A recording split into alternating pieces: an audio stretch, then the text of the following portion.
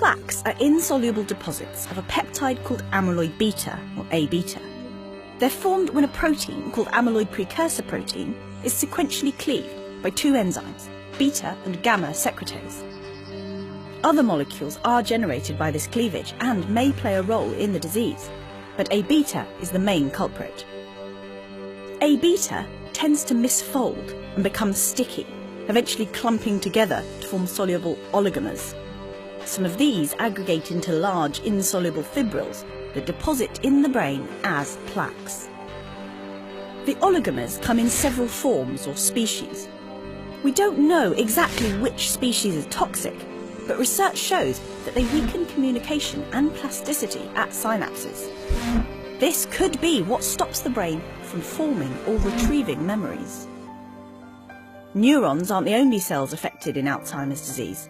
Astrocytes and microglia also play a role. Microglia are immune cells that clear out waste and prune synapses during development. Microglia take up A-beta, but they also get activated by it, triggering the release of inflammatory cytokines that can damage neurons.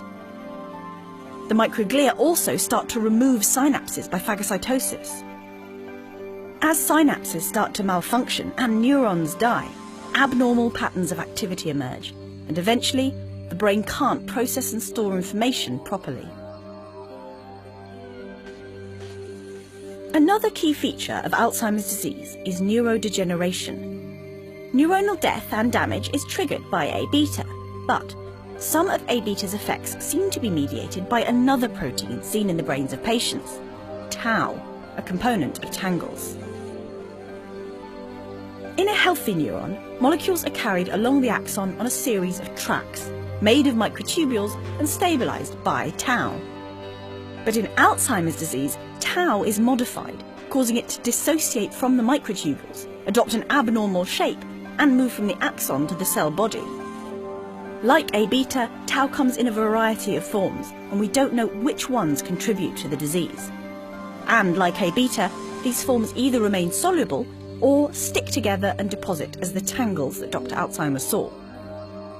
Eventually, these processes kill the neuron. Another problem, seen in animal models, is that misfolded tau proteins can spread across synapses into healthy neurons. There, they make healthy tau proteins start to misfold as well, spreading pathology across the brain. The pattern of spreading through the different brain regions matches the changing symptoms from early to late stages of Alzheimer's disease. This pattern also reflects how certain neurons are more vulnerable than others to dying.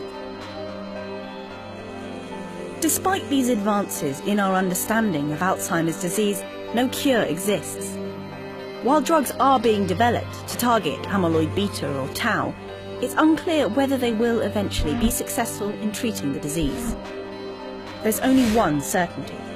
Continued support for basic and clinical research will enable us, one day, to diagnose and treat this devastating condition.